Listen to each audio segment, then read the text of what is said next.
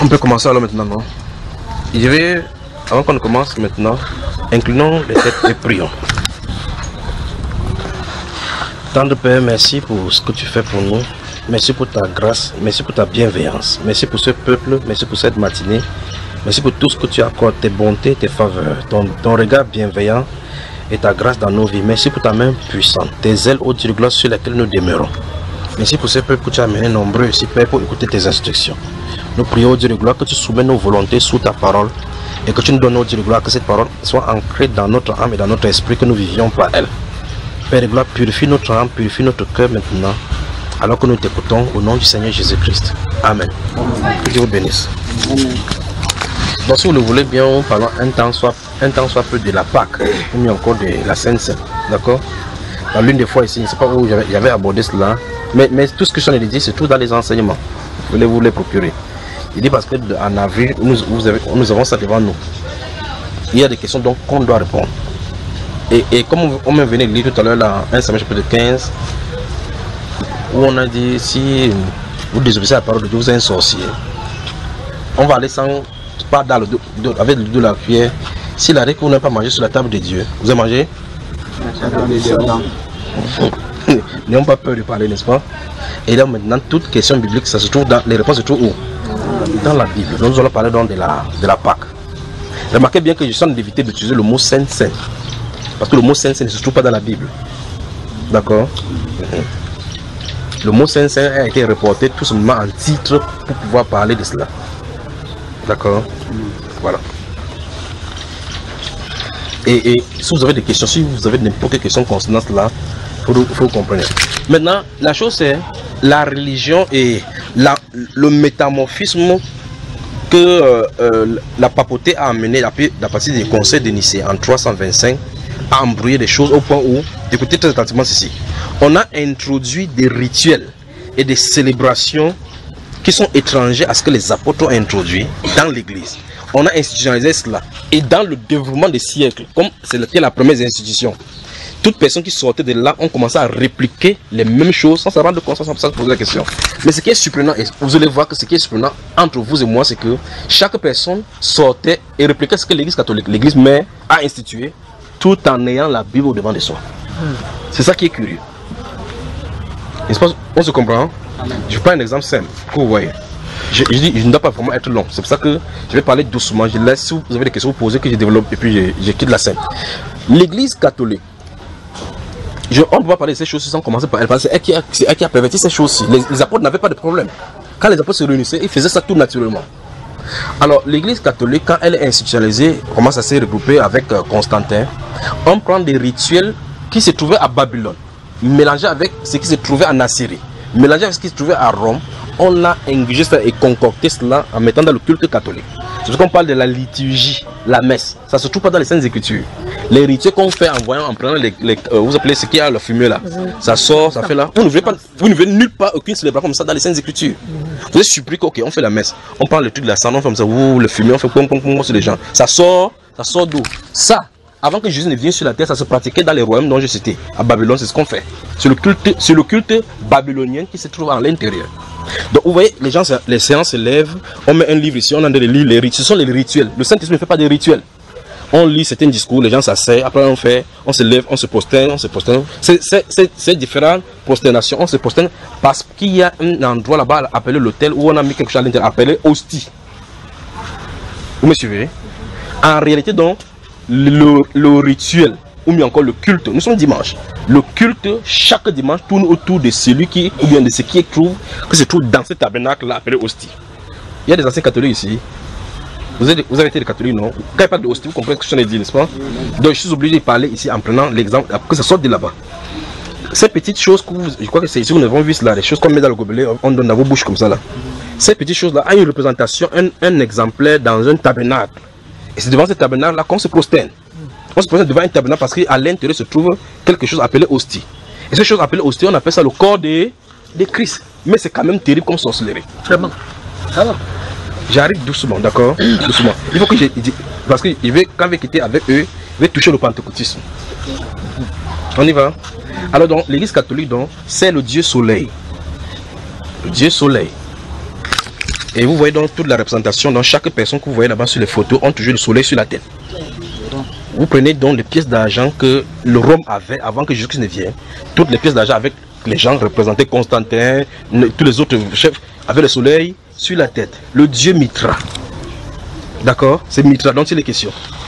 Ok, maintenant. Lorsque l'église catholique, donc, Constantin, c'est un roi païen, décide maintenant de réunir l'église, il a appelé un concile. Le concile, c'est une réunion pour discuter de certains sujets.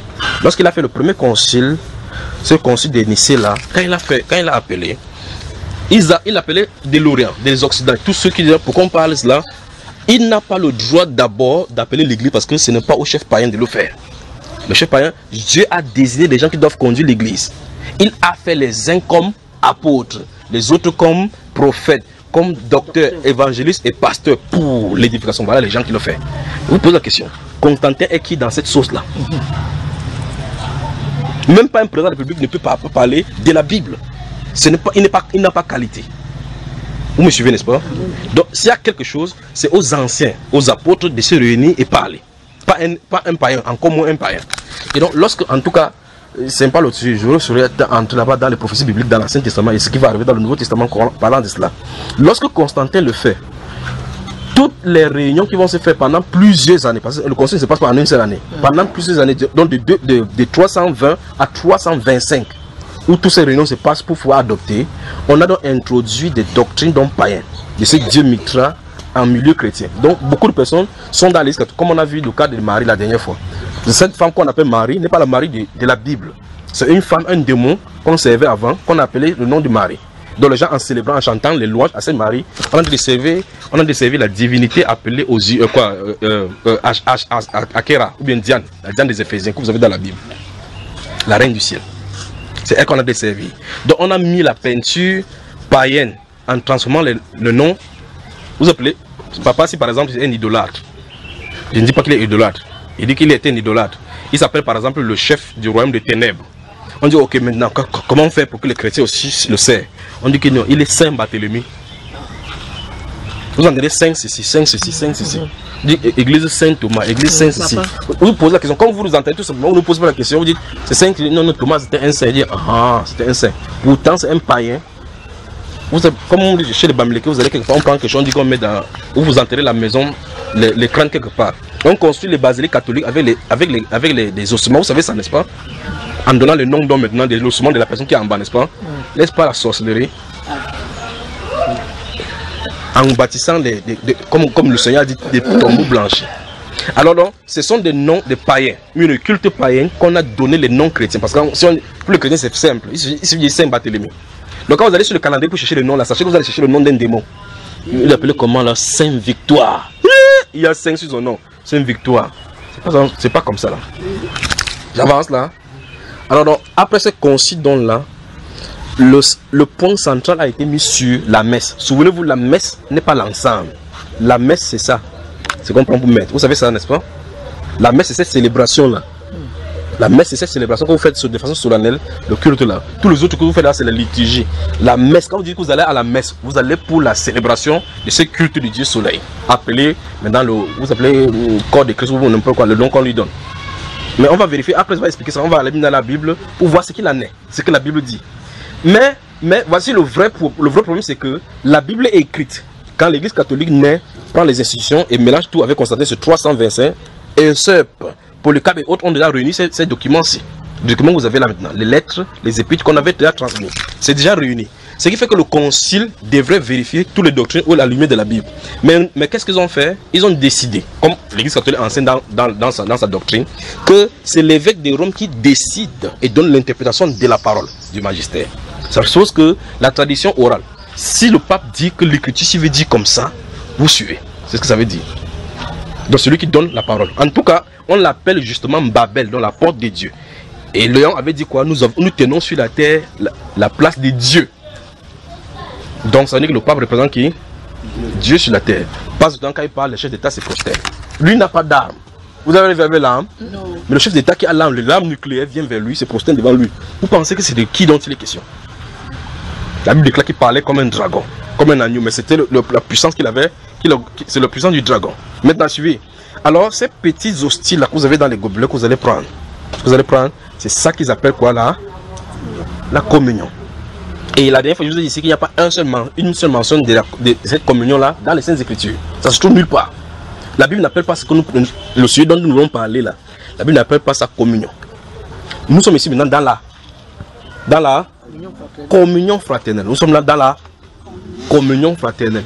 Nous sommes en train de manger la communion. Maintenant, quand un catholique te dit, est-ce que tu as déjà pris la communion? Directement, tout le monde comprend que la communion, c'est ces bouts de trucs là qu'il a de prendre. Vous voyez comment on chamboule les choses, n'est-ce pas? La communion, ce n'est pas un objet qu'on prend. La communion, c'est une étape. Parce que communier veut dire entrer en relation avec. D'accord? Alors, nous sommes ici pour entrer en relation avec le Seigneur. On dit notre communion est avec le Saint-Esprit. D'accord? Que la grâce, la paix, l'amour et la communion du Saint-Esprit soient avec vous. Donc, il y a un Saint-Esprit que le Saint-Esprit donne. C'est ça, hein? Vous comprenez que ce n'est pas ça, n'est-ce pas? Alors, il n'y a pas la mention du mot communion dans la Bible, c'est référent à cet hostile. C'est étranger. Bon, maintenant, je peux avancer. Voilà. Alors, quand ils ont commencé à donner ces choses-là, maintenant, Luther, après avoir écrit les 14 et les 95 points là-bas qu'il a affiché là-bas le 15 octobre 1500 sur l'église de Gutenberg, en dressant les différentes choses, en sortant là-bas, Luther était sous l'impulsion du Saint-Esprit. Mais dans l'ordre des choses, écoutez très attentivement, observez bien, c'est l'arbre de quoi ici? C'est le pamplemoussier. Si je coupe le branche de pamplemoussier, le branche de pamplemoussier, si ça porte de fruits, cette branche-là, si je coupe pour l'enlever, ça porte et les feuilles et les fruits. Et une partie de branche. Donc, il ne pourrait pas dire qu'il est détaché de cela, parce qu'il porte dans les attributs de cet arbre-ci. L'Église catholique a produit toutes les religions que vous avez sur la terre. Dans le cadre chrétien. Alors, lorsque Martin Luther sort à l'intérieur, il hérite de beaucoup de choses qui est identique à l'église catholique.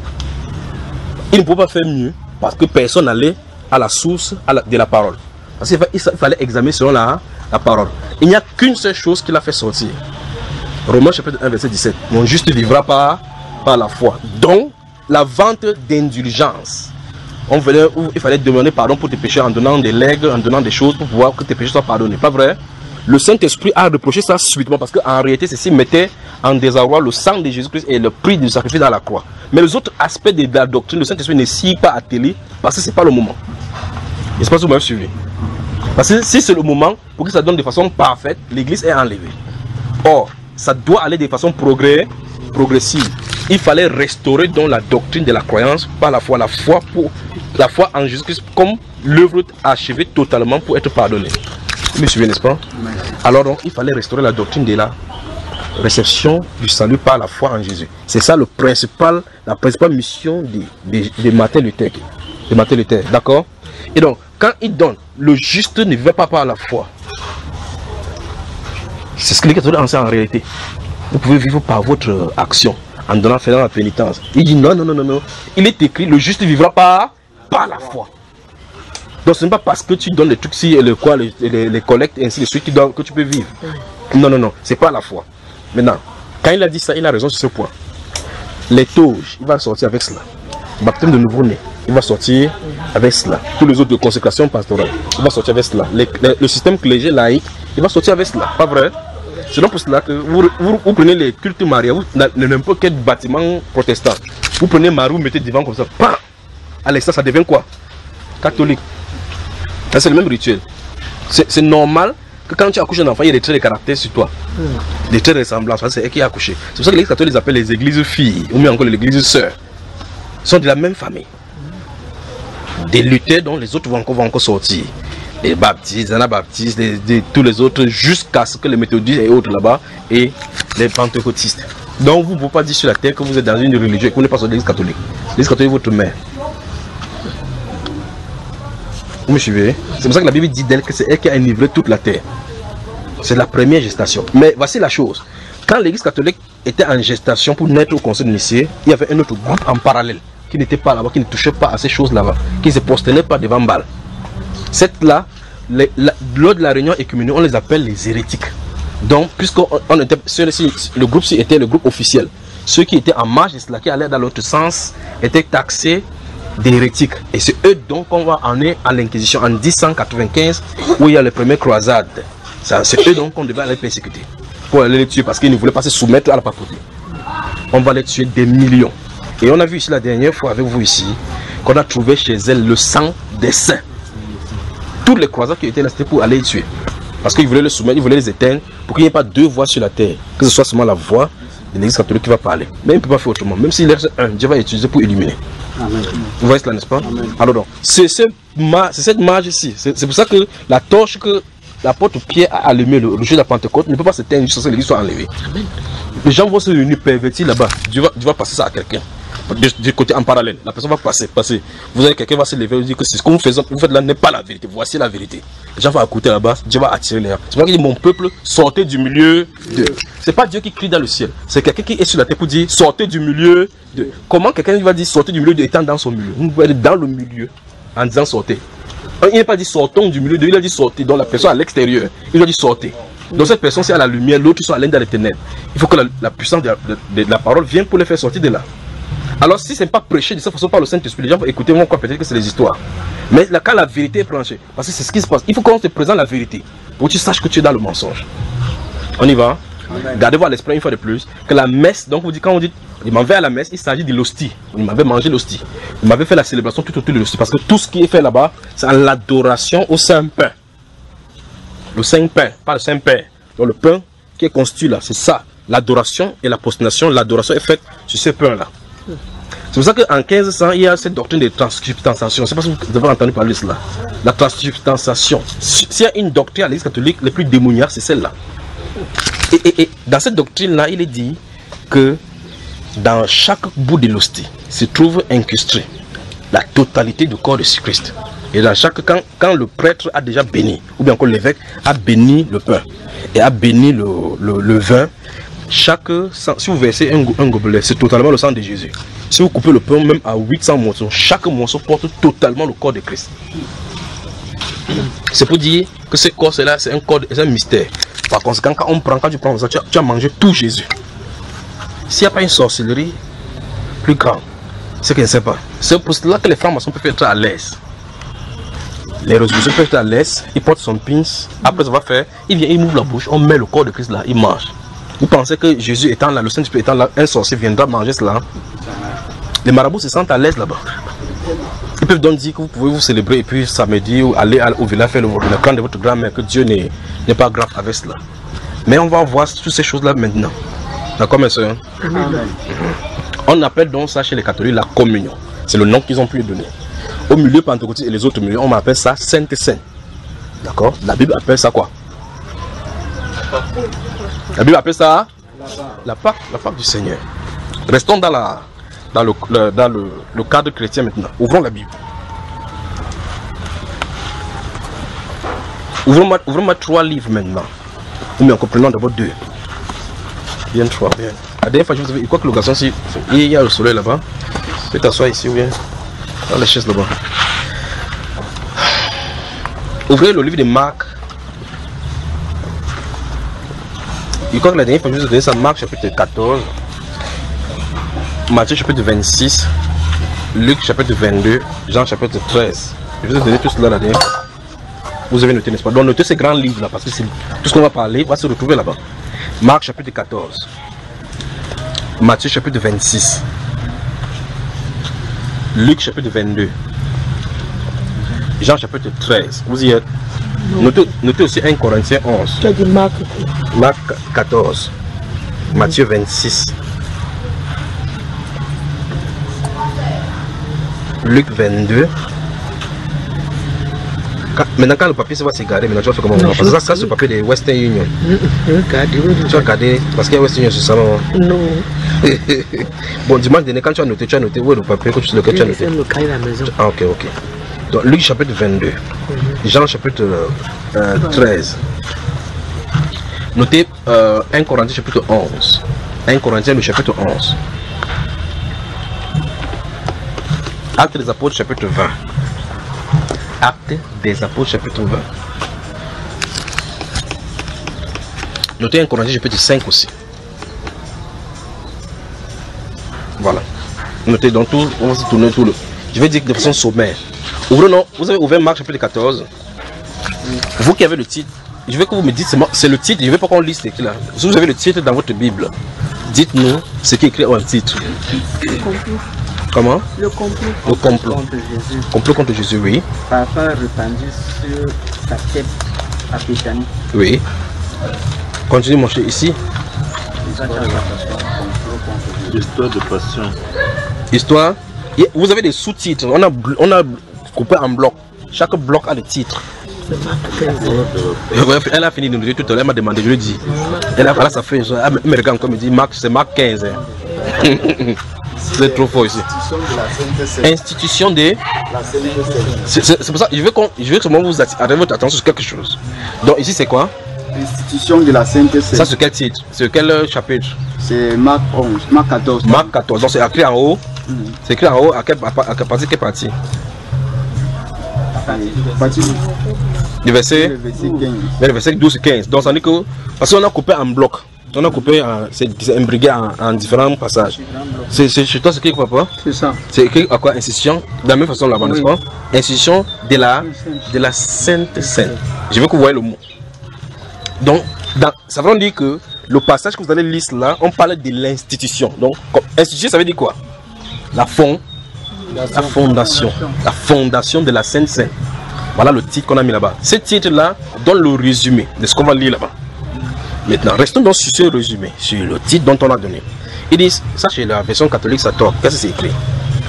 Ici, c'est complot contre Jésus, même ici. Voilà, c'est ici là. Préparatif du repas pascal. Voilà, c'est bon. Donc ça c'est la version top là maintenant, à partir au-dessus du verset 12. Donc au verset 12, c'est écrit là-bas, préparation du repas pascal. Restons sur la version catholique, c'est encore très intéressant. La version catholique est très intéressante. On dit, écoutez bien, préparation du repas pascal. Donc là-bas on est en train de préparer quoi? Pascal, ça vient de la Pâque. Donc ou mieux encore, préparation du repas de la Pâque. C'est ce que l'église catholique dit. Bon, maintenant, chaque fois qu'ils font ces choses là dans leur célébration, chaque dimanche, que ce soit au culte, n'importe où, ils font toujours ça. Que ce soit au deuil ou aux investis, ils font ça pour être sûr que chacun prend la perversion. Maintenant, quand on fait la préparation, ça veut dire que l'institution, c'est là qu'on a instauré. Ça se passe que si on veut faire n'importe comment, on va regarder ces modèles. On doit vérifier que c'est ce modèle qu'on a en train de faire. Pas vrai? Prenez un exemple. Voici dimanche. Ils ont certainement fait ça dans toutes les églises catholiques. Pas vrai? Maintenant, là, il dit repas pascal. Ici, on parle de la Sainte Seine. Le mot Sainte Seine vient de latin cena. Cena, ça veut dire que le repas du soir. Cena, c'est le repas du soir, c'est le souper. D'accord? Ok, maintenant. Le souper, c'est mange à quelle heure? Le soir. Ouais, qu'on a des problèmes sur la terre, non? On a des problèmes, non? C'est pas ça, mes frères? Ok, maintenant, si ça se mange le soir et qu'on a fait le matin, on n'est plus en train de faire selon l'institution. Parce que l'institution n'a pas fait comme ça. À la fondation, on n'a pas fait comme ça. On doit faire comme on a fait à la fondation. Nous sommes d'accord là-dessus. Voilà. Ça suppose que la Sainte Seine ne se célèbre pas en journée. Oui ou non? Donc si quelqu'un célèbre dans la journée, il a célébré le Dieu soleil. On a vu qu'il faut qu'on voie la vérité, non? Ou j'arrête alors? Non. On fait comment? D'abord, jusque là c'est bon, non? Oui. On dit la Sainte Seine, non? C'est le souper. D'accord? Allons dans 1 Corinthiens pour bien voir quelque chose. Faisons un tour à 1 Corinthiens et on revient.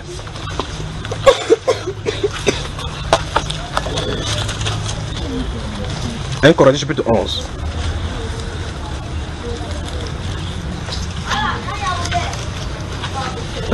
Rapidement, pourquoi on revient? Je veux seulement vous montrer quelque chose. Parce que là, je suis sur l'introduction, sur le titre que vous avez lu. On a dit Sainte Seine. Je suis en train de vous expliquer ce que le mot Saine veut dire. Saine veut dire le souper, le repas du soir. Tu y es, papa? Voilà. Disons à partir du verset 20. Écoutez très attentivement. Verset 20. On va revenir en profondeur là-dedans. J'espère que la pluie va nous permettre de travailler. Du verset 20 et suivant. Donc, lorsque... Oui, prenons le verset 24 rapidement. Verset 24 parce que ça se trouve là-bas. Verset 23, 24. Allons-y. Écoutez. Car moi, j'ai reçu du Seigneur ce que je vous ai transmis. Oui. Le Seigneur Jésus, dans la nuit où il fut livré, prit du pain. Donc il prit le pain à quelle période? La nuit. La nuit. Mais c'est quand même curieux. Continuons. Et après avoir rendu grâce, Oui. le rompit et dit, ceci est mon corps qui est pour vous. Faites ceci en mémoire de moi. On va revenir en plein sur ces passages-là. Allons-y. De même, Oui. après avoir soupé, Souligner après avoir soupé. C'est là où je voulais en venir. 25. Ça, c'est le 25. Vous voyez, n'est-ce pas? On dit de même, après avoir soupé, il prit la coupe. Le souper se passe à quel moment? Donc c'est pour ça que, sans entrer dans les détails, on va y revenir en plein. Donc je voulais seulement vous amener là-bas pour montrer clairement que la Bible dit que c'est le souper, que c'est le soir. Donc il n'y a pas de Sainte Seine en journée. Nous sommes d'accord? Voilà. C'est bon. Si c'est clair, c'est bon. Maintenant, j'aimerais bien encore qu'on se comprenne quelque chose. Paul, qui écrit ceci dans 1 Corinthiens, n'a pas marché avec Jésus. Tout à l'heure, dans l'autre partie, il parlait de la désobéissance par rapport à ce qui est écrit, n'est-ce pas? Paul n'a pas marché avec Jésus, notre Seigneur, quand il était son vivant sur la terre. Vous connaissez bien l'histoire de sa conversion dans Actes chapitre 9 et autres, tout comment il a marché avec le Seigneur. Alors, il dit ici, je vous ai enseigné ce que moi-même j'ai, je vous ai enseigné ce que j'ai reçu de la part du Seigneur. C'est que Jésus, dans la nuit, parce que la Bible nous renseigne clairement dans Marc chapitre 14, on a lu là, que Jésus a dit à ses 12 disciples, donc la soirée, ils étaient 13, oui ou non? Oui. Donc les 7 Da Vinci Code avec la 13e, la femme qui était cachée derrière là-bas en bleu. Donc ce n'est pas Da Vinci Code. Ils étaient combien là-bas? 13. Jésus et ses 12 disciples, y compris Judas Iscariote, parmi les 12. Paul n'était pas là. Puis l'attention, il veut vous attirer votre attention sur le fait que Paul dit qu'il a reçu ça du Seigneur. Si donc le Seigneur, après avoir accompli ceci, va à la croix, meurt, ressuscite, fait 40 jours sur la terre, puis monte au ciel, puis plusieurs années, près de 30 ans plus tard, se révèle à Paul, et puis vient lui expliquer le même événement du soir. Qu'est-ce que Jésus veut nous faire comprendre? Ça va changer. Ça ne peut pas changer. Voilà. Nous sommes donc sur la bonne base. Donc, si Jésus lui a dit, c'est parce que ça n'importe pas, est-ce que l'heure n'importe pas, il n'aurait même pas fait mention de cela. Que vous pouvez célébrer comme vous voulez. Ça veut dire que le Seigneur prend une attention particulière à cet événement. Vous voyez qu'il est important que nous voyons ces choses doucement, afin qu'on ne fasse pas d'erreur, n'est-ce pas? Maintenant, si il recommence encore, Jésus meurt, longtemps après, se révèle à Paul. Ses disciples encore, si c'était Pierre qui écoutait, qui disait ça, on pourrait dire que non, il a dû raconter ce qu'il a vu en soirée. Mais celui-ci n'était pas là. Or, il a dû nous raconter quelque chose d'une soirée où il n'avait pas été là 30 ans plus tôt. Et il dit que c'est Jésus qui lui a raconté cela. Si Jésus lui raconte donc ces choses, ça montre que Jésus attire une attention là-dessus. La preuve en est qu'il en a décrit comme ça aux Corinthiens, qui n'a rien à voir avec les Juifs. Il écrit aux païens. Il dit que je vous ai enseigné. Donc, ce que Jésus a dit aux Pierre et aux apôtres de la soirée, il a dit à Pierre, Paul, d'aller enseigner ça. Et ce que les apôtres ont fait, lui et ses apôtres ont fait, c'est ce que Paul a enseigné que les apôtres, les disciples doivent faire.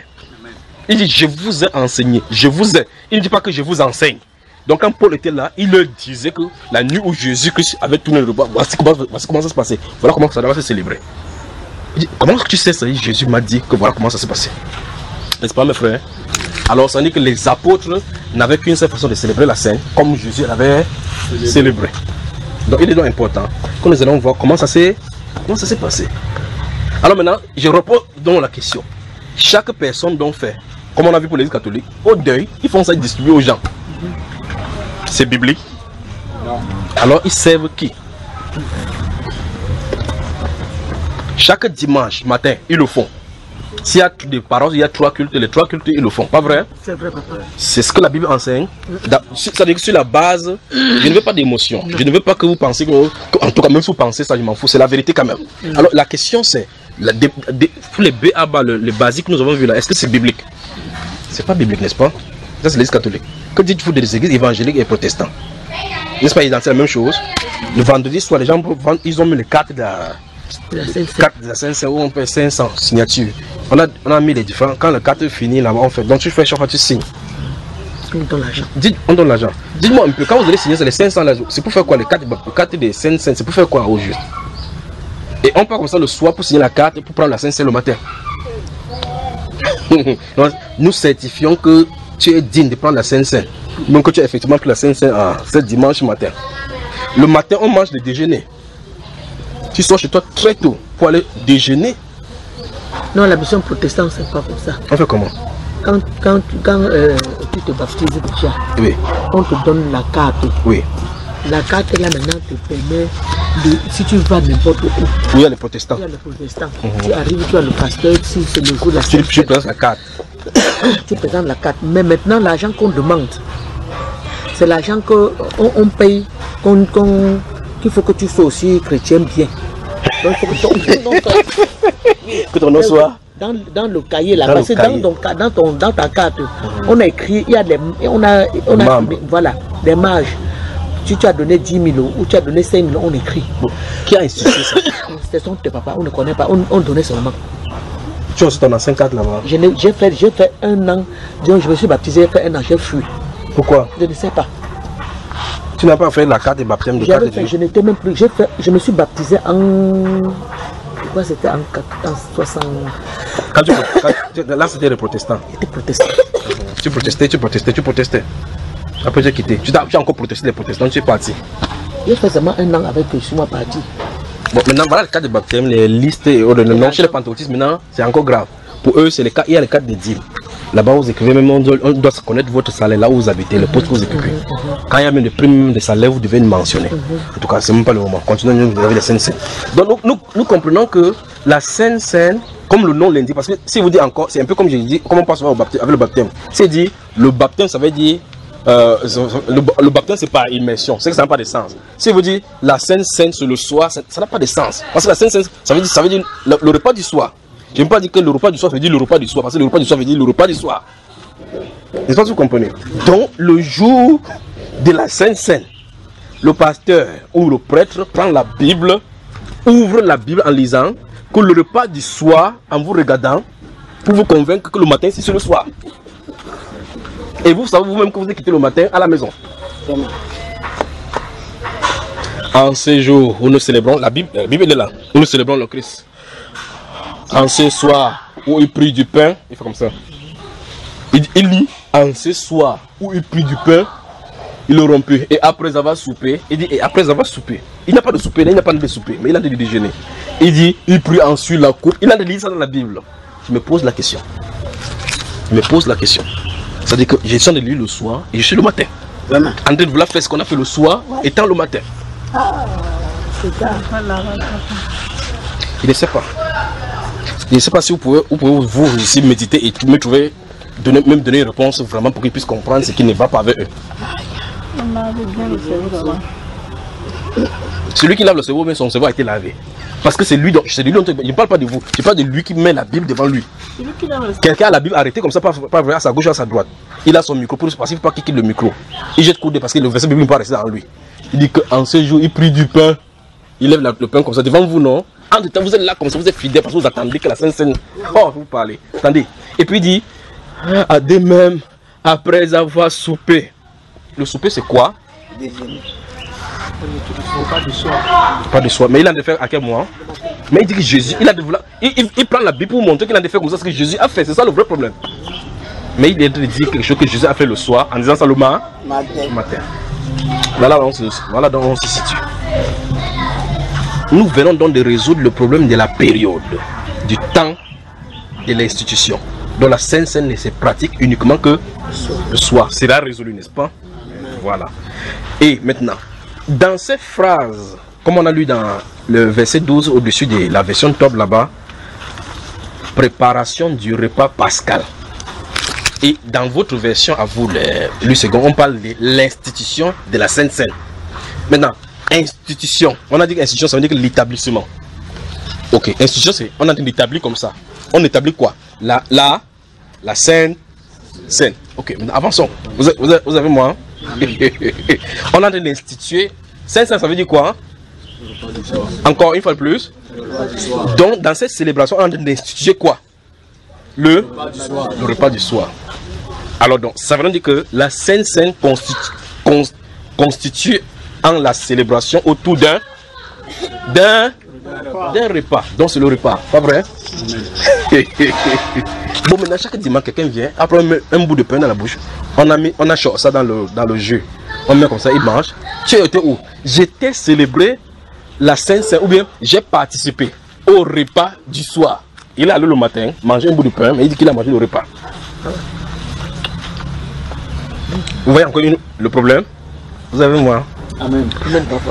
Si vous êtes fatigué, prenez un peu de l'eau. Amen. Ça va descendre doucement et puis je vais avancer. Amen. Donc, on a vu que c'était quelque chose qui se passe le soir. On vient de voir maintenant que l'institution là, il s'agit de la nourriture. C'est ça, non? Voilà. Maintenant, puisque vous êtes toujours dans 1 Corinthiens 11, maintenant regardez très attentivement. Là, ça nous permet encore bien de comprendre ce que Jésus a expliqué à l'apôtre Paul. Et ce que l'apôtre Paul, lui, l'a enseigné à l'église, pas vrai? Continuons, nous étions au verset 25, n'est-ce pas? Écoutez très attentivement. Paul nous a dit ici que après le souper, et le souper c'est le repas. Après le souper, en fait, si vous lisez ce que Jésus a dit, vous avez le temps de le lire, c'est pour ça que vous donnez tout le livre. Quand le Seigneur a envoyé ses disciples, ils ont préparé le repas. Et la Bible déclare que le soir étant venu, il s'assit autour de la table avec ses disciples. D'accord?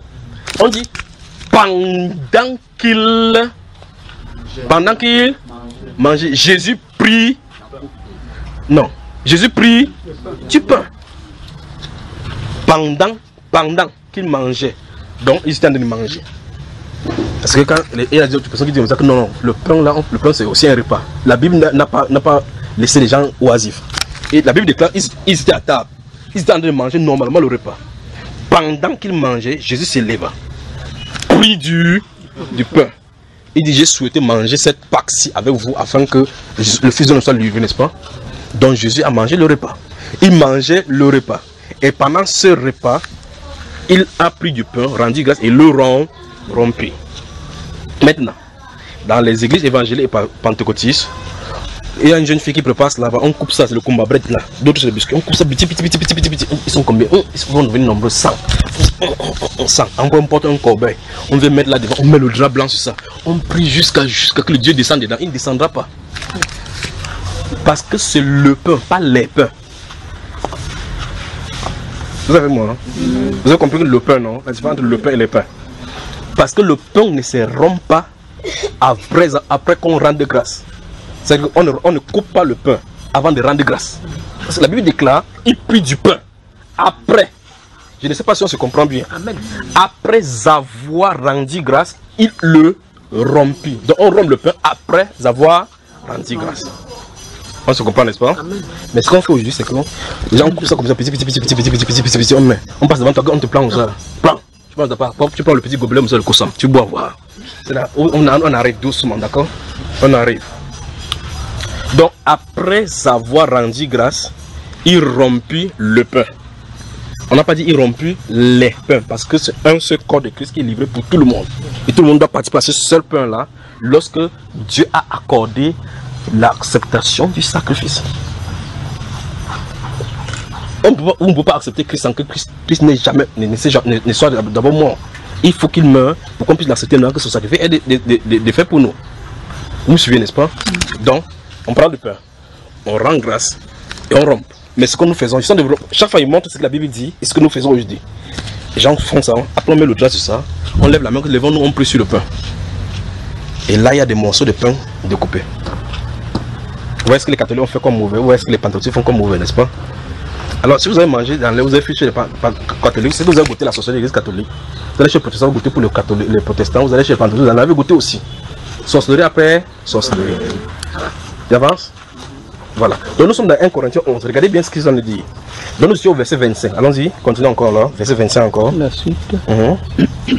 Donc prenons encore le verset 24. Et après avoir rendu grâce. Après avoir rendu grâce, le rompit. Donc nous voyons effectivement qu'il a rompu après avoir rendu grâce, n'est-ce pas? Et dit, oui. Ceci est mon corps qui est pour vous. Qui est rompu? Qui est pour vous. Oui, ça, la version là, oui. Faites ceci en mémoire de moi. Donc ça veut dire que si on ne fait pas ça, on a fait une autre mémoire. Parce que la célébration, ça veut dire qu'on a des faits. Quand vous faites quelque chose en commémoration, vous faites ce que la personne a fait. Vous avez célébré ce que la personne a fait, ou bien encore vous avez réitéré ce que la personne a fait dès le départ, pas vrai? Mais là, c'est un commandement que Jésus dit. Il dit que faites donc ceci. Quoi? Ceci. C'est-à-dire que c'est ce que je suis en train de faire. Faites donc cela en mémoire de moi. Donc faites ça pour vous souvenir de moi. Vous ne pouvez pas donc faire quelque chose pour te souvenir de quelqu'un en faisant quelque chose qu'il n'a pas fait, ce qu'il n'a pas fait. Parce qu'il s'est dit, faites donc ceci en mémoire de moi. Continuons. Pardon. De même, après avoir soupé, je suis rentré en arrière. Oui. Il a pris la coupe et dit. Stop. Les phrases sont importantes parce qu'il faut qu'on aille vraiment doucement. Maintenant, tout en étant de dire qu'après avoir coupé les petits morceaux de pain, il y a un corbeil. Généralement, c'est une personne qui passe avec le corbeil pendant que l'on allait passer avec le petit coussin. Sur le plateau comme ça là, les sœurs ont enfilé, ils sont en blanc en haut et en noir, bien scintillés. C'est le jour là où tout le monde est propre à l'église. Tous les anciens, le blanc, c'est bien scintillé, ils sont allés au pressing. Pas vrai? La chorale chante avec le pasteur, généralement en touche ce jour là parce que c'est un jour solennel. C'est la touche pour la fête pascale. Parler des sorcelleries. Et puis maintenant, quand on passe comme ça, tu mets ça, tu prends un pain. Tu me prends, la prochaine personne prend. Il te donne ton quoi de kosam. Tu bois le kosam. Pour les autres, le vin rouge. Pour l'autre, le grenadine, parce que le grenadine tend vraiment le sang de Jésus. Il boit. Après, il conclut. Quand tu es là, pendant qu'on te parlait, tu es sérieuse que tu as pris la coupe. Mais la Bible, elle dit, de même, écoutez bien, après avoir soupé, on prend la coupe après avoir soupé. C'est l'ordre là qui est là-bas. Souvenez-vous, il a dit, faites ceci à mémoire de moi. 1. Pendant qu'il mangeait, Jésus prit du pain. Après avoir rendu grâce, le rompit et donna à ses disciples. C'est ce qu'on a lu. De même, après avoir soupé. Donc, on prend la coupe lorsque la nourriture est terminée. Amen. Donc, vous voyez comment c'est simple, comment les Saintes Écritures sont simples, n'est-ce pas? Parce que vous posez la question, comment est-ce qu'on célèbre la Sainte Seine? Voilà comment on célèbre. Maintenant, quand cette personne s'y vient avec la coupe, avec le bout du pain, il te donne, après il te donne le truc. Vous voyez qu'il y a un intervalle qui sépare le pain de la coupe. Pour les catholiques, ils n'ont pas le temps à faire, ils ont mis tout ça dans le même verre. Donc le catholique a ces problèmes. Il a transmis ces problèmes là aux gens. Les gens ont essayé de métamorphoser les problèmes pour ajouter des problèmes sur les problèmes. Le vrai problème, c'est que personne n'est jamais rentré dans les Saintes Écritures pour dire, ok, moteur, comment on devait vouloir célébrer ce que Jésus a fait? Comment il a fait? Regardons ce qu'il a fait, faisons comme il a fait. Pourquoi m'appelez-vous Seigneur, Seigneur, ne faites-vous pas ce que j'ai dit? On a de suivre des traditions que les hommes ont instituées, au lieu de suivre ce que la Bible a dit. Ouais, je recommence encore, j'ai fait chaque fois. 1, c'est le soir, pas vrai? 2, c'est autour d'un repas, c'est assimilé. 3, on commence par prendre du pain et rendre grâce. C'est pour le célébrant, c'est le célébrant qui va faire. Pour Christ qui était le célébrant là-bas. Alors, il rend grâce au pain avant de le rompre. On ne rompt pas le pain avant de venir rendre grâce sur les trucs qu'on a couverts sur le blanc. D'accord? 2, on n'a pas dit Jésus qui avait porté une toge solennelle. Les disciples a dit en blanc. Donc, ça veut dire qu'il n'y a pas une imposition par rapport à l'habillement solennel de la solennité. C'est une fête tout simplement, n'est-ce pas? Maintenant, on dit après avoir soupé, de même. Je pense ceci parce que la personne qui vient d'expliquer n'était pas présente. Et il dit c'est Jésus qui lui a dit. Jésus lui a donc dit à quel moment il a pris la coupe. Que c'est la coupe avait été prise quand le repas était terminé. N'est-ce pas mes soeurs? De même après avoir soupé. Je crois que vous comprenez le mot. Après ça veut dire que quand c'est passé, non? Après avoir soupé. Le souper c'est la nourriture du soir, non? Donc après avoir mangé totalement la nourriture du soir, c'est là où Jésus a pris la coupe. Maintenant, on te donne le pain comme ça, tu prends. Oui. Vous célébrez la Sainte Seine là. En faisant ça, c'est la Sainte Seine qu'on célèbre. Non. Pointe quelqu'un maintenant, pointe quelqu'un. Allons-y. Tu dois célébrer comme la Bible dit. Sinon, tu n'es pas en train de célébrer la Sainte Seine de la Bible. Sinon, tu n'es pas en train de célébrer la Sainte Seine de la Bible. Voilà. On avance. Ne pensez pas que quand il veut parler de Sainte Seine, il va aller prendre les doctrines quelque part. Ça se trouve là-dedans. Nous lisons tout simplement et nous comprenons tout simplement ce qui est dit. Vous voyez, le Saint-Esprit insiste sur le fait que Jésus l'a transmis à l'apôtre Paul en disant qu'il réitère cela de la manière qui ça s'est passé le soir. Remarquez que le Seigneur n'est pas venu de façon spécifique parler que j'ai pris du pain, j'ai pris le vin, je l'ai donné. Pour dire que le Saint-Saint c'est le vin et le pain. Il est allé dans les détails. L'heure, à quel moment tel événement s'est passé. Et vous rentrez donc dans Marc chapitre 14, Matthieu 26 que vous avez noté, Luc chapitre 22. Et ajouter à cela Jean chapitre 13, vous allez voir que tous ces éléments que l'apôtre Paul a parlé, c'est comme ça que ça, dans les détails, comment ça s'est passé. Pas vrai? Donc ça dit qu'il n'y a pas de dislocation entre les disciples. Ça suppose donc que quand l'apôtre Paul enseignait par révélation quelque chose, les pieds qui ont vécu la chose appliquaient cela parce qu'ils avaient vécu. Mais Paul, lui, c'est pas là-dessus que le Seigneur lui a expliqué comment ça se passe. Donc il a enseigné de ce côté, il était enseigné que si les disciples que Paul avait rencontrés et enseignés, et les disciples que les pieds et autres avaient rencontrés et enseignés se rencontraient, ils se complétaient. Ils voyaient tout simplement qu'ils sont de faire la même chose. Parce que celui qui leur a dit physiquement, a dit à celui-ci après la révélation la même chose. Donc les apôtres, le simple fait que chez les catholiques, c'est d'une façon. Chez les protestants, d'une façon. Chez les pentecôtistes, d'une certaine façon. Chez les évangéliques, d'une certaine façon. Vous devrez vous poser des problèmes. Ça devait poser des problèmes.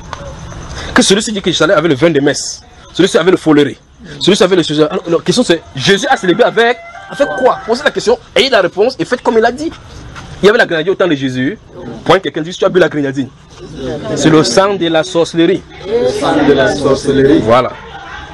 Donc, parce qu'il n'y a pas de grenadier là-bas, pas vrai? On avance. Ou bien je m'arrête alors. C'est bon déjà, n'est-ce pas? Ok. Il dit donc de même, après avoir soupé, il prit les coupes. Donc ce n'est pas beaucoup de gobelets, n'est-ce pas? C'est quoi? Une coupe. Une. Tous les disciples boivent dans la même, parce qu'ils n'ont pas la même souffrance, la même communion du sang de Jésus. D'accord? Donc il n'y a pas plusieurs coupes. Plusieurs coupes, ça veut dire plusieurs dieux. Pas étonnant que plusieurs dieux sont pleins dans l'église aujourd'hui. Vous voyez cela, n'est-ce pas? Il prit la coupe parce que la personne boit et donne à l'autre. L'autre boit, donne à l'autre. Ils se font parcourir cette coupe-là tout autour. Vous entendez? Chacun son gobelet. Vous dites maintenant que c'est quoi? Pourquoi tu donnes le gobelet? Il dit non. Parce que quelqu'un peut avoir la tuberculose. L'autre le sida. Il boit, il donne mon sida. Donc, c'est vrai, on dit que Dieu ne savait pas qu'un jour quelqu'un va avoir la tuberculose plus tard. En donnant la coupe. Donc, parmi les disciples là, s'ils avaient l'autre avait le taux, il avait dit que Jésus ne boit pas ta coupe parce que j'ai la toux, il ne veut pas contaminer Pierre. Vous voyez qu'il nous faut la délivrance, c'est pas vrai? Il prit la coupe. Parce que la coupe c'est au singulier. Le pain c'est au singulier. Parce que ça a une explication. Il prit la coupe. Après avoir continué maintenant. Que Dieu vous bénisse vraiment. Amen. Et dit, cette coupe est la nouvelle alliance en mon sang. Oui. Faites ceci en mémoire de moi. Deuxième fois qu'il a situé ça, c'est pas vrai? Toutes les fois que vous en boirez. Car toutes les fois que vous mangez ce pain et que vous buvez cette coupe, vous annoncez la mort du Seigneur jusqu'à ce qu'il vienne. Amen. Donc, ça c'est le Saint-Esprit qui parle. Donc, chaque fois qu'on célèbre la scène, on a de faire quoi? On annonce la mort du Seigneur. On se souvient de la mort en annonçant la mort, en disant que nous attendons qu'il vienne. Effectivement, qu'il est mort, il est retourné et il arrive, pas vrai? Nous nous souvenons de cette mort. Parce qu'en réalité, comme le type de la Pâque de l'Égypte, souvenez-vous, la Pâque, le mot quand vous appelez Pâque en français, ça n'a rien à voir avec la Pâque catholique, les Pâques catholiques, parce que Pâque catholique c'est avec S. Pour eux c'est la sorcellerie. La Bible ne parle pas de Pâque avec S, d'accord? Pâque avec S, c'est chez les catholiques, ça se trouve. La Pâque dont la Bible parle en Exode 12, c'est la Pessa. En hébreu c'est la Pessa. Pessa ça veut dire passer par-dessus. Amen. Passer par-dessus. Parce que dans le livre d'Exode chapitre 12, il était question que Moïse prenne le sang et mette sur le linteau de Paul. Et que quand le destructeur passerait par-dessus, il verra le sang. Oh mon Dieu, vous parlez des types là maintenant. Il verrait le sang sur les portes. Donc, quand le Seigneur passait au-dessus, il ne voulait pas savoir si tu es hébreu, si tu es petit, si tu es grand. C'est le sang qui était le symbole de la rédemption. Amen. Vous voyez cela? Donc si tu avais oublié de mettre dans la maison que non, moi je suis juif, Dieu connaît, il donne mes dîmes, il donne mes dîmes. Quand il passe, il ne va pas le sang, tu entends la mort seulement dedans, pas vrai? Vous voyez le type avec le sang de Jésus, n'est-ce pas? Donc, ah non, je donne mes dîmes, je donne ceci, je donne ceci. Est-ce que le sang de Jésus a été appliqué pour tes péchés? Si tes péchés sont pardonnés au nom du Seigneur Jésus-Christ, le problème est réglé. Si ce n'est pas pardonné au nom de Jésus-Christ, tu as de courir dans le sac. Maintenant, donc la Pessa, passer par-dessus. L'action de passer par-dessus a été marquée pour les Juifs que lorsque le sang a été positionné sur vous, le destructeur est passé par-dessus et donc Dieu s'est mis à part cette personnalité-là, ce groupe de personnes-là pour eux. Donc la Pâque, c'est la célébration en souvenir du fait que Dieu les a délivrés de la servitude avec cela. Pas vrai? Amen. Maintenant, ça c'est le type dont la servitude dont on parle là-bas, c'est le type de la servitude du péché. Le monde est dans la servitude du péché, était dans la servitude du péché. Christ notre Seigneur est venu, il est passé par-dessus la croix en imposant le sang donc sur nous. N'est-ce pas mes chers? Et par conséquent maintenant, pour que Christ regarde, Dieu regarde la terre, sur quelque jugement que ce soit, sur quelque angle que ce soit, il veut simplement regarder si le sang de Jésus a été appliqué sur notre vie. N'est-ce pas? Amen. Ok, donc ça veut dire que le type, la Pâque là était un type donc de la mort sacrificielle de Christ Jésus pour la protection et la rédemption de ceux qui étaient sous sa protection. Pas vrai? Amen. Voilà. Écoutez très attentivement. Que dirons-nous donc si quelqu'un dit, comme Dieu a dit que c'est le sang qu'on devait mettre, il faut prendre la peinture rouge? Parce que l'essentiel c'est que ce soit rouge. Il s'en sortirait, frère? Non. Le pigeon, oh, on manque des boucs et l'agneau ici. Mais le sang est rouge, non, oui. On peut prendre pour le porc. Le sang du porc est rouge, n'est-ce pas, frère? Le sang du porc est rouge. Le sang de la poule est rouge. Le con est rouge. Mais Dieu a dit l'agneau. Oui, l'obéissance, n'est-ce pas? Dieu a dit, en tout cas, si quelqu'un prenait pour le sang, pour le coq, il mettait là-bas, ça devait résoudre le problème. Non. Voilà. Parce qu'il dit le sang de l'agneau. Donc Dieu est méticuleux là-dessus. D'accord? Donc la Pâque donc, devient donc un symbole de la mort et de la résurrection. Pour la protection, ou mieux encore la rédemption de ceux que Dieu s'est acquis. N'est-ce pas? Alors la Bible déclare dans 1 Corinthiens chapitre 5, verset 11 à 13, que Christ, le verset 13 particulièrement, que Christ, notre Pâque, a été immolé. Donc la Pâque, qui était un événement, est fini par, dans l'Ancien Testament, par devenir l'agneau pascal. L'agneau. L'agneau était appelé la Pâque. L'agneau. La fête de la Pâque. La fête totalement était appelée la Pâque. Et l'agneau est finalement appelé la Pâque parce que c'est lui dont il est question.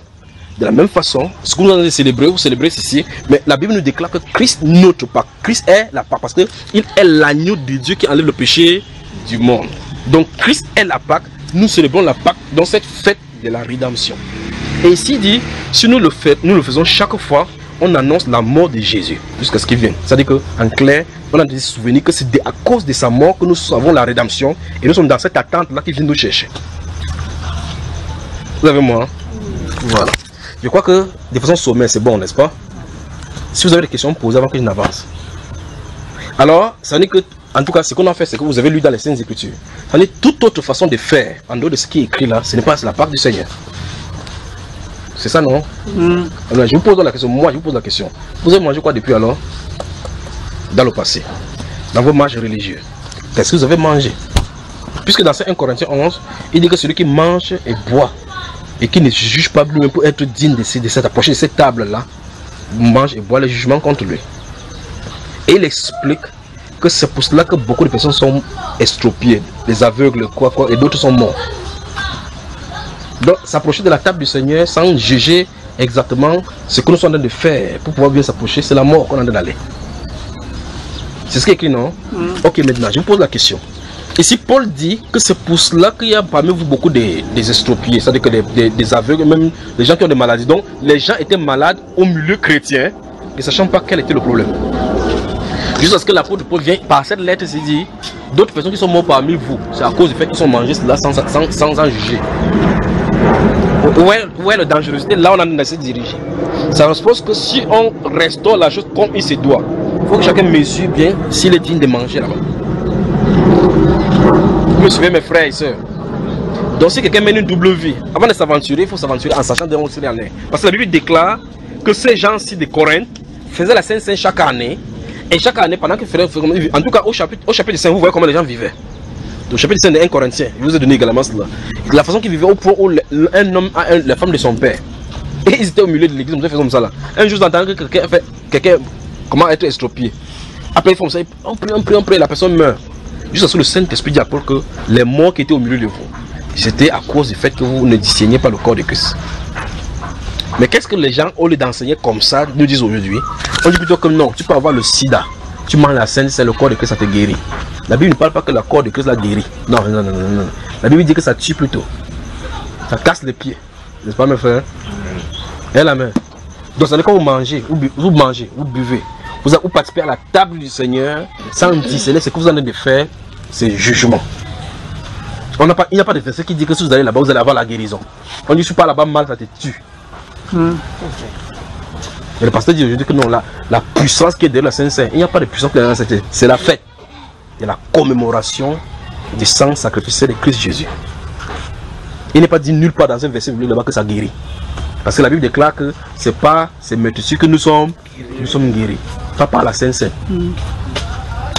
C'est avec moi. Je crois que j'ai terminé, non?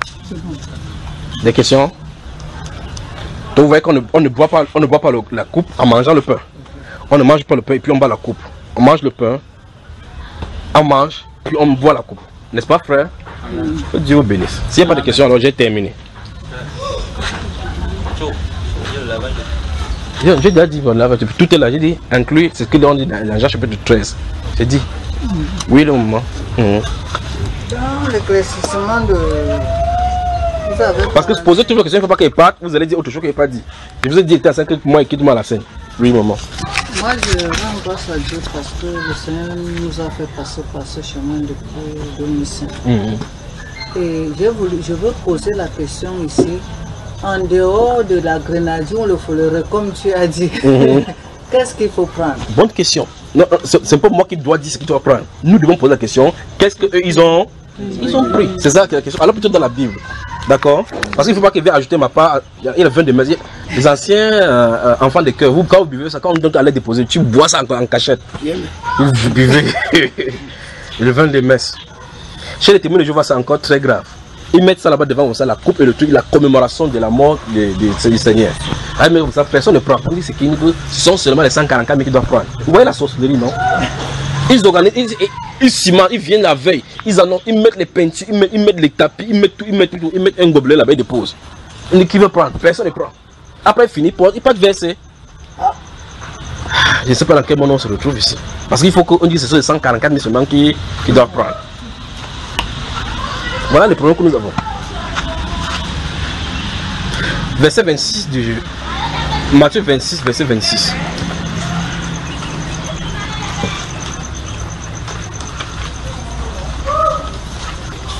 Je vais faire une apostrophe ici pour vous expliquer donc quelque chose.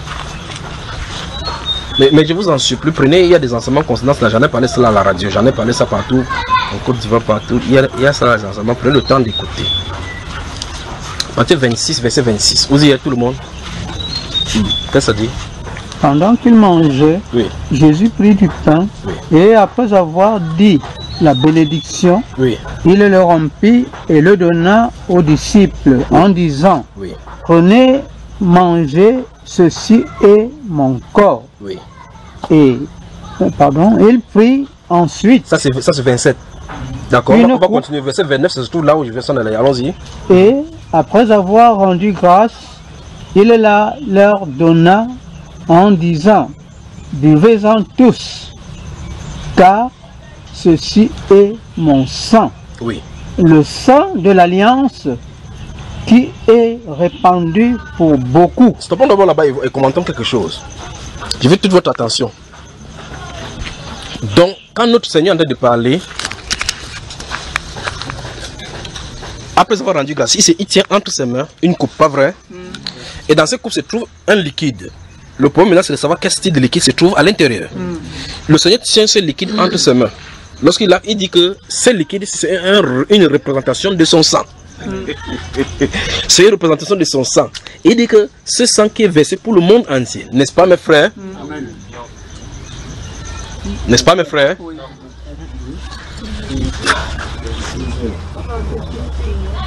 Donc Jésus n'a pas besoin de son sang pour tout le monde, n'est-ce pas? C'est écrit quoi? Qui a parlé comme ça? Bon, comme nous sommes trop forts, nous voulons sauver tout le monde entier pour Jésus. Lui dit que lui il a versé par rapport pour certaines personnes. Comment me regardez comme ça là? C'est pas ce qui est écrit là-bas. Hein? Pour beaucoup. Pour beaucoup d'hommes. Pour beaucoup d'hommes. Il n'a pas fait la... Jésus connaît comment on dit tous les hommes, pas vrai? Mais il a dit pour beaucoup.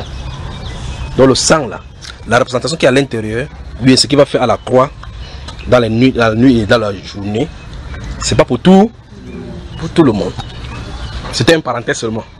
Que Seigneur sauve mon pays, sauve tout le monde, que tout le monde soit sauvé, tu parles. Voilà, de toute façon, restons sur le liquide qui est dedans. Donc, ce liquide qui est dedans est une représentation de son sang. Et le sang de Jésus est sans tache, sans péché. N'est-ce pas? Et donc, ce liquide donc, a une représentation de son sang à lui qui est à l'intérieur. Observez le sang de Jésus et observez notre sang. Vous y êtes. Quel est le problème avec notre sang? Il a arrêté le péché. Quelle est la bonne nouvelle avec son sang? Le sang de Jésus. Le sang est ou encore sans péché. C'est-à-dire quoi? C'est le sang du juste. Amen. Donc un sang juste doit justifier le sang, le coupable dans les injustes. N'est-ce pas? C'est-à-dire quoi en clair? Le sang de Jésus est le symbole même de la justice. Amen. On y va? L'emblème même de la justice. Parce que sans effusion de sang, il ne peut pas avoir de pardon. Il faut que le sang soit versé. Mais quel style de sang doit être versé? Personne ne pourrait pas le faire. Il faut que quelqu'un qui soit juste. Parce que la Bible déclare qu'il est notre justice. N'est-ce pas? Wow. Ok, maintenant, ça veut dire que ce qui se trouve noté, merci Père, notez le livre d'Ésaïe chapitre 5. Je vous aime. Je vous aime. C'est merveilleux ces choses de la Sainte Écriture. Ce qui est dans la coupe là, il faut qu'on l'observe. Si on ne l'observe pas, on se rend de faire quelque chose. Gardez-vous à l'esprit maintenant. C'est une chose que j'ai parlé du sang là maintenant. Parce que sa condition, c'est qui est dans la coupe là. Maintenant, notez Jean chapitre 2 aussi. Jean chapitre 2. Jean chapitre 2. On y va? Regardez-moi. Quand vous demandez à un soulard que ne fait pas telle chose, qu'est-ce qu'il te dit? Quand quelqu'un boit, il dit que le premier miracle de Jésus, enfin, tout le monde connaît le premier miracle de Jésus. C'était quoi? L'eau en... Allez dans Jean chapitre 2 là. Jean chapitre 2 rapidement. Ne fermez pas ce livre, on n'a pas terminé ici. Dans Matthieu chapitre 26. On s'est arrêté au verset 28. Il faut que nous lisions verset 29. Et puis je vous laisse. Parce qu'il m'en va encore quelque part. Jean. Le premier miracle de Jésus. On dit que c'est fut à Cana que Jésus transforma l'eau en vin. Tel fut le premier miracle, n'est-ce pas? Et ses disciples le virent et crurent en lui. Pas vrai? Vous y êtes, il veut que vous voyez quelque chose. Waouh. Maintenant. Verset 1. Qu'est-ce que ça dit, madame? 3 jours après, il y eut des noces à Cana, oui. En Galilée. Oui. La mère de Jésus était là. Oui. Et Jésus fut aussi invité aux noces. Et Jésus fut aussi invité aux noces avec ses disciples. Oui. Le vin ayant manqué. Stop, entouré vin. Donc à cette noce-là, le vin avait manqué. N'est-ce pas? Et il y a une intégration entre sa maman et autres là-bas. Et puis, il va finir par transformer l'eau en vin dans les 6 jarres qui étaient là-bas, n'est-ce pas? Et puis, quand l'ordonnateur de repas a goûté à ce vin, il a dit, généralement, on donne de bons vins aux gens. Et puis, les gens, quand ils sont sous, avant qu'on donne le mauvais, pour que les gens ne voient pas le mauvais vin qu'on a donné. Mais tu as donné le mauvais. Et ceci, ce qui est bon, tu as gardé jusqu'à la fin. Il ne savent pas que c'était Jésus qui avait fait. Maintenant, ici on parle du vin, n'est-ce pas? Vous allez voir, on est en train de venir maintenant. Vous avez noté quoi? Ésaïe chapitre 5, n'est-ce pas? Rentrons maintenant dans Matthieu chapitre 25, chapitre 26, où nous étions. Matthieu chapitre 26. Nous voulons voir la nature de ce qui est écrit dans la coupe que Jésus tient à main et qui dit que c'est la représentation de le sang d'une nouvelle alliance. N'est-ce pas, mes chers? Rentrons dans Matthieu chapitre 26. Nous étions là-bas. Il était question qu'on lise quelque chose au verset 29. Papa a lu du verset 26 et c'est au verset 28. Donc on continue. Verset 29. C'est ça? Oui. Je vous le dis, je ne boirai plus désormais de ce fruit de la vigne. Stop. Souligner fruit de la vigne. Donc notre Seigneur tient entre ses mains. C'est lui qui nous donne le renseignement de ce qui se trouve dans la coupe. Donc il dit, on dit au partir du verset 26, il dit même après avoir soupé, il prit la coupe et après avoir rendu grâce, il le dit, prenez et buvez-en tous. Cette coupe donc, sous-entendu, c'est qu'il tient à la main. Cette coupe est la coupe de la nouvelle alliance en mon sang qui est versé pour plusieurs, pas vrai? Et puis il leur explique maintenant que, je vous le dis, je ne boirai plus de ce vin, n'est-ce pas? Amen. De ce vin. Je ne boirai plus de ce vin. Amen. Vous m'étonnez vraiment ici. Si il dit Amen, si c'est pas ça, dit c'est pas ça. Parce que Jésus a dit quoi? Qu'il ne boira plus de ce vin-ci. Il a dit quoi? La vigne. Le fruit de la vigne.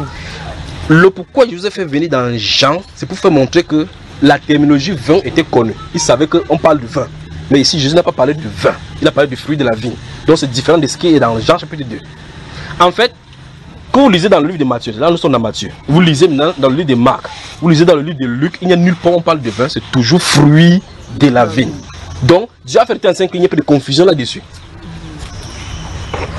Alors maintenant, autre chose maintenant, c'est il dit, je ne boirai plus désormais de ce fruit de la vigne. Il dit quoi? Il continue en disant quoi? Pardon. Tu as encore fermé ou pas? Écoutez bien, jusqu'au jour où j'en boirai du nouveau, oui, avec vous dans le royaume de mon Père. Amen. Ça nous donne encore davantage de renseignements. Donc Jésus dit, comme je bois ça, c'est la dernière, la prochaine fois qu'on va encore boire ça, c'est dans l'eau royaume. On va se calmer maintenant doucement, on va se poser des questions. Au ciel, y aura-t-il l'alcool? Non. Répondez sincèrement.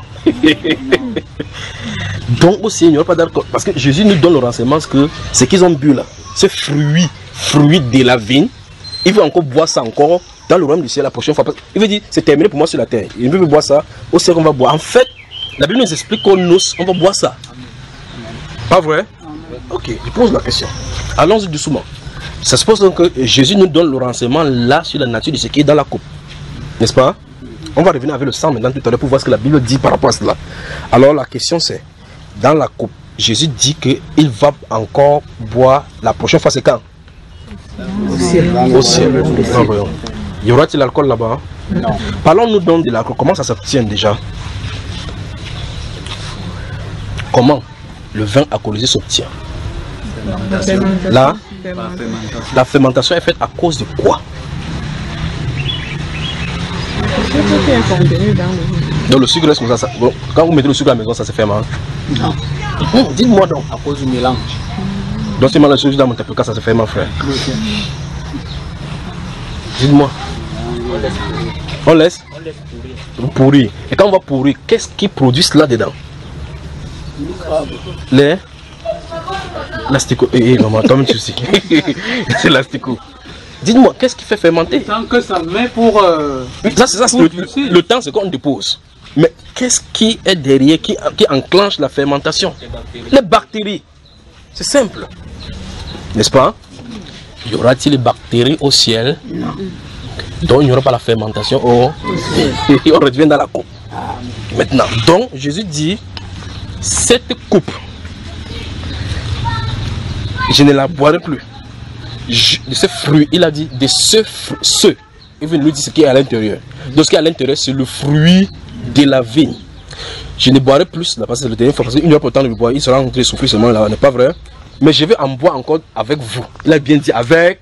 Donc quand vous allez boire là, ce n'est pas la dernière chose. On va encore reboire cela la prochaine fois. Donc le Seigneur Jésus nous a dit clairement que ce qui est à l'intérieur contient l'alcool ou ça ne contient pas l'alcool.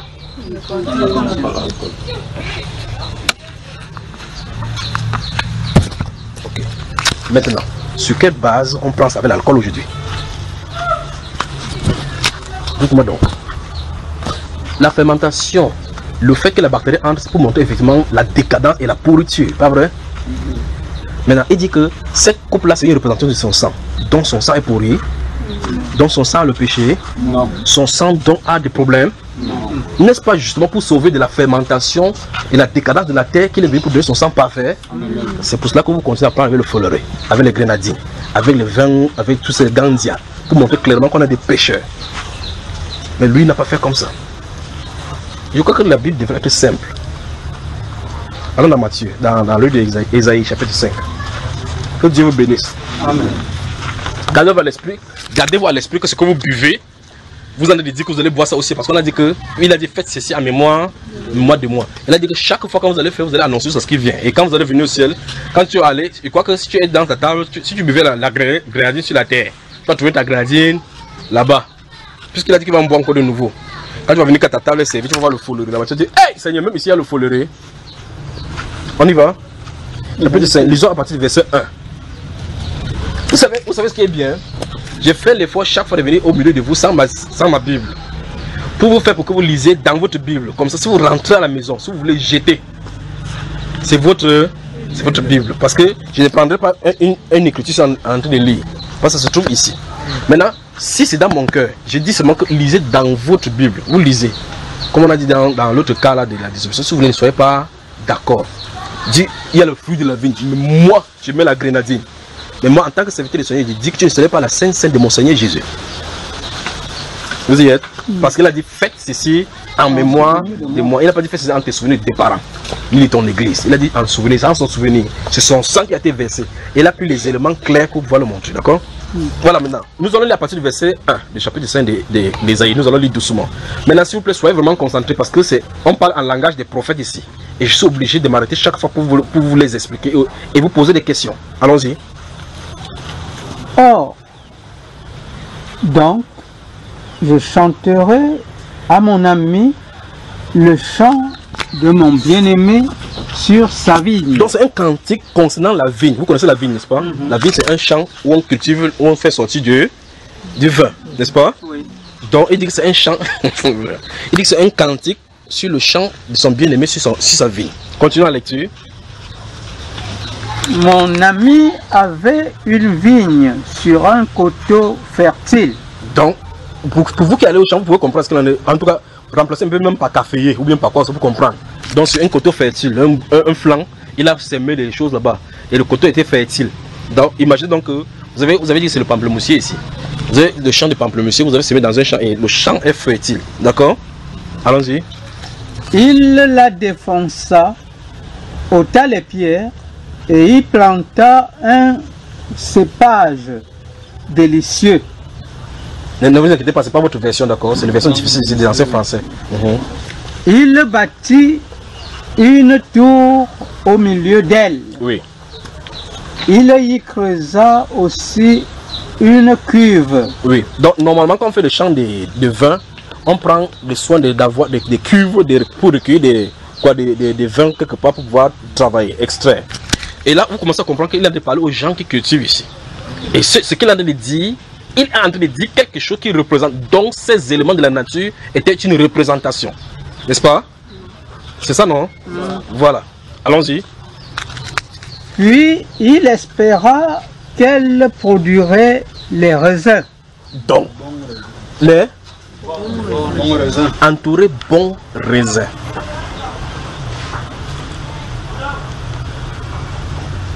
Donc, en tout cas, quand vous investissez, regardez le bananier, je vois le bananier là-bas. Quand vous avez un champ de bananier, vous allez vous faire du travail, vous mettez des résultats au sol. Vous avez espérance que ça va produire un bon régime. C'est pour ce qui est des bananiers. Quand il fait ça avec la vigne, il espère quoi? De bons raisins. Encore, il espère? Encore. Parce qu'on a une conséquence avec ça tout à l'heure. Les bons raisins. Oui. Allons-y, continue. Non, la version là qui va lire. Tu peux lire ici, mon cher papa. Merci beaucoup, d'accord? Parce que là, on a des difficultés là. Oui. Maintenant donc. À haute voix, mon cher. Maintenant donc. Oui. Verset 3. Oui. Habitants de Jérusalem. Oui. Et hommes de Juda. Soyez juges entre moi et ma vigne. Donc, ça veut dire que Dieu avait sur la terre un terrain de vigne où il attendait la boisson, pas vrai? Comment on me regarde comme ça, l'ivresse, de façon l'ivresse, c'est ce qu'on a dit de dire. Donc vous comprenez, c'est comme un être humain qui a un vaste territoire et donc là-bas il espère de bons raisins parce qu'on ne peut pas investir à perte. On investit pour avoir une récolte, pour profiter. Quand vous faites un champ de bananiers, vous dites que j'ai 1000 pieds de bananiers ou bien de plantains. Vous attendez des plantains de bon régime. En comptant, quand vous faites votre calculatrice, vous dites que j'ai mis 1000 pieds. Attends, quand vous venez voir un régime chétif comme ça, vous dites que celui-ci ne peut pas me servir. Parce que ça veut dire que ce n'est pas dans votre expectative. Pas vrai? Oui. Donc, alors, quand on donne ça sur le plan physique, pour ceux qui font dans le champ, parce qu'en réalité, nous sommes tous issus des champs. Nous sommes tous issus des champs, sans exception. Alors, quand nous sommes issus des champs, c'est pour que nous comprenions le langage de Dieu. Maintenant, quand il va aller dans l'explication, on va commencer à comprendre ce qu'il voulait dire par le champ. D'accord? Allons-y. Qui avait-il Parce que les vrais gens vont lire ici à haute voix. Même pour lire, vous lisez toujours comme ça. Qui avait-il encore? Qui avait-il encore? À ma vie. Donc, parce qu'il a dit qu'il avait creusé là-bas, il a creusé la terre, il a tout fait le sol, bien arrangé. Qu'est-ce qui a manqué pour que le raisin, le bon raisin que j'espérais ne vienne pas? Dieu vient de se poser la question. J'ai tout fait pour vous. Ça, c'est le champ, ça. Sans être encore entré dans l'explication. Il a dit, le champ-ci, qu'est-ce que j'ai pas fait à ce champ-ci pour que le champ-ci le rendement nécessaire. D'accord? Allons-y. Que je n'ai pas fait pour elle. Pourquoi? Quand j'ai espéré qu'elle produirait de bons raisins. Donc Dieu espérait quoi? Viens t'asseoir ici. Tu me lises là. Quoi qu'à ce moment-là, on va dormir là. Il dit qu'il veut partir, il me dit que bon raisin. Peut-être il a saoulé de mauvais raisins. Allons-y maintenant. Bon, je reprends au verset 3. Verset 3 encore, une fois de plus. Maintenant donc, oui, habitants de Jérusalem, oui, et hommes de Juda, oui, soyez juges entre moi et ma vigne. Gardez-vous à l'esprit le bon raisin que vous avez entouré, d'accord? Oui. Qu'avait-il encore à faire à ma vigne que je n'ai pas fait pour elle? Pourquoi quand j'ai espéré qu'elle produirait de bons raisins, en a-t-elle produit de mauvais? Donc Dieu dit clairement que sa vigne a produit quoi? Qui est le contraire de l'expectation, n'est-ce pas, de l'expectative, de ce qu'il espérait. Donc il y a bon raisin ici, il y a mauvais raisin. Allons-y. Je vous dirai maintenant ce que je vais faire à ma vigne. Donc il faut ménager maintenant le champ autrement, d'accord? La vigne, c'est-à-dire le champ des vignes là. Donc il va traiter ça autrement. Parce que si ça donne de façon indéfinie, le mauvais raisin, c'est une perte de temps et une perte d'investissement. Alors donc, il a dit, il y a une réforme à faire à la vigne. Il y a quelque chose qui doit devoir traiter. Le champ doit être traité autrement. Maintenant, je vous pose la question, il parle de quoi ici au juste depuis? Des hommes. Quels hommes? Son peuple. Vous applaudissez vous-même, vous pouvez même alors applaudissez. Vous voyez, quand vous voyez, Dieu a parlé des champs, mais vous comprenez ce que Dieu a dit. Donc vous commencez à comprendre le langage des dieux. Vous voyez que depuis Dieu a parlé des vignes, j'ai creusé, j'ai fait, j'ai expliqué les vignes, mais vous comprenez que il en a pas pour. Il dit qu'il va changer encore. Voilà. Vous voyez que vous êtes trop fort ici, que Dieu vous bénisse vraiment. Ça montre que vous comprenez le langage. Bon, maintenant, on va voir dans son interprétation. Donc, il va effectivement dire dans ce sens, d'accord? Continuons, mon frère. J'en arracherai la haie pour qu'elle soit broutée. Oui. J'en abattrai la clôture pour qu'elle soit foulée aux pieds. Oui. Donc, ça veut dire que, comme on fait la vigne généralement, si vous allez dans un pays européen, particulièrement à Bordeaux, vous allez voir effectivement que dans les champs de vignes, on monte souvent des haies. Il y a les haies, c'est les touffes d'herbe comme ça là. On met les touffes d'herbe tout autour. Vous voyez un grand champ, quand vous êtes dans l'avion, vous voyez effectivement le grand champ. La vigne est tellement taillée. Très beau, très beau.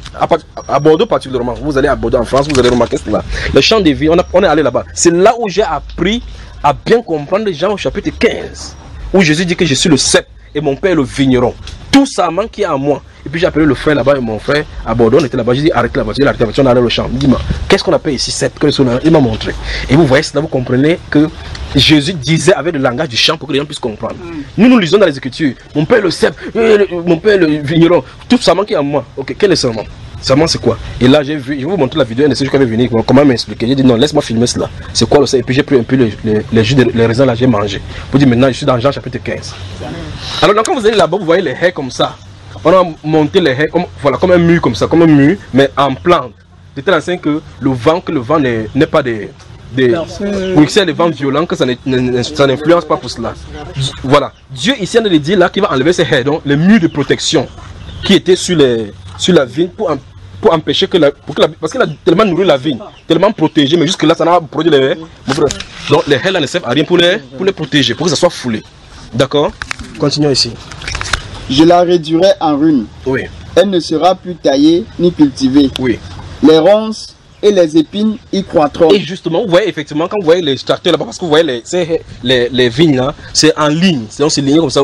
Quand vous êtes en haut, vous voyez, la façon que c'est tracé, c'est très bien. Et les haies de ça, c'est tellement tracé et bien taillé. C'est comme les feuilles hibiscus, quand vous taillez, si vous taillez bien arrangé.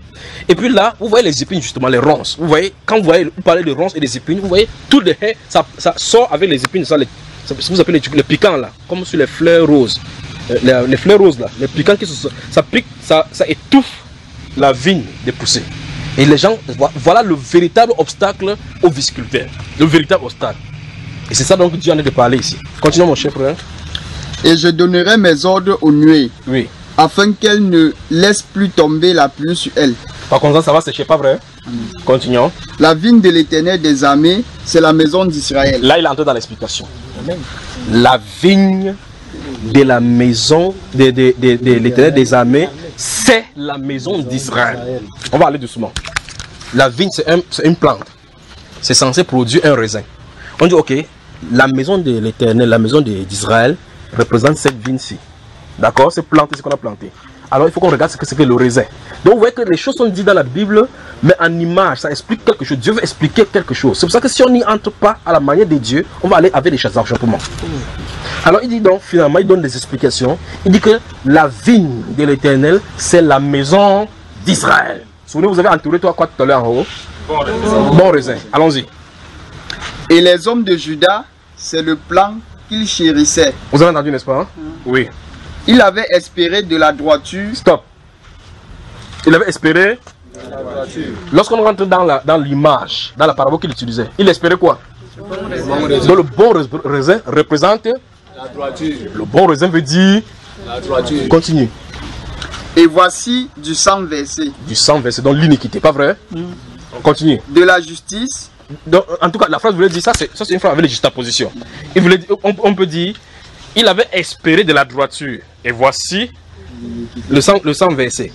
Il avait espéré de la justice. Vous voyez cela? Donc, il espérait de la maison d'Israël la justice. Donc, la justice représente quoi? Le bon raisin. Le bon raisin est le symbole de la justice. Revenons sur le sang de Jésus. Il est mort pour faire quoi pour nous? Pour nous sauver de nos péchés. Pour nous justifier. Donc, un sang juste doit être versé pour nous justifier. Et le jus et le raisin est le symbole de la justice. Pas n'importe quel raisin de toute façon. Le bon raisin. Que Dieu vous bénisse. Bonne journée. Fermez la Bible alors. Vous avez bien compris? Amen. Vous pouvez continuer la lecture maintenant comme vous pouvez maintenant. Que Dieu bien vous bénisse. Que Dieu vous bénisse. Dans le raisin. Le bon raisin, c'est le symbole de la justice. Dans le bon raisin, c'est le symbole de la justice. Si quelque chose ne va pas avec le raisin, ça représente automatiquement que quelque chose ne va pas avec son implication spirituelle.